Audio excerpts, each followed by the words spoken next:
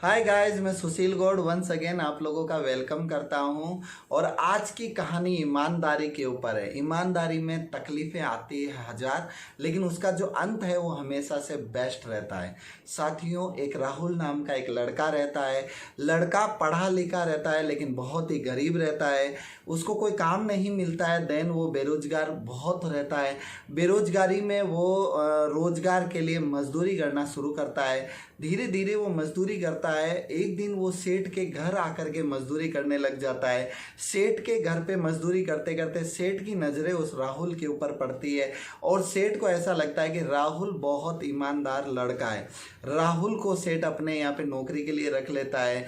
नौकरी पर रखने के बाद राहुल को 50,000 रुपये दिए जाते हैं किसी और सेठ को देने के लिए। राहुल ईमानदारी के साथ वो पैसा ले जाता है और दूसरे सेठ को दे देता है। अगले दिन फिर वो सेठ पैसा देता है और वो अगले सेठ को दे करके आता है। लगातार ऐसे काम चलता रहता है। सेठ का उसके ऊपर धीरे धीरे बिलीव बढ़ता जाता है।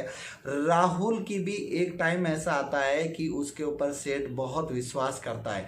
समय बीतता गया। एक बार राहुल के घर की परिस्थिति थोड़ी खराब हो गई थी। राहुल की घर की सिचुएशन अच्छी नहीं थी और उसको कुछ पैसों की समस्या आ गए थे। एक बार उसने सेठ जी ने जब पैसे दिए थे तो उसमें से कुछ पैसे निकाल लिए थे और फिर उसको दूसरे सेठ को दे दिया था। हालांकि सेठ को पता चल गया था लेकिन सेठ ने कुछ नहीं बोला। दूसरे दिन फिर सेठ ने उसको पैसे दिए थे, फिर उसमें से कुछ निकाल लिए। धीरे धीरे 5 से 7 दिन तक राहुल ने ऐसे ही किया। सेठ को जब पता चला तो सेठ ने उसको निकाल दिया और निकालने के बाद राहुल वापस वही बेरोजगार हो गया।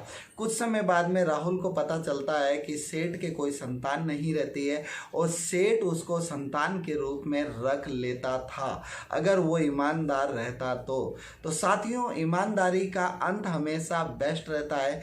राहुल को ये बात अब बहुत दुख हो रही है कि काश वो ईमानदार रहता तो पूरे सेठ का जो साम्राज्य वो उसका खुद का रहता है।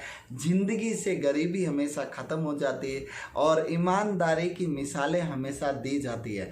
और साथियों, यही बात है, जिस भी बिजनेस में, जिस भी फील्ड में, हमें हमेशा ईमानदारी के साथ में काम करते रहना चाहिए। आपको ये कहानी कैसे लगी आप ज़रूर कमेंट के अंदर बताएं और थैंक यू वेरी मच।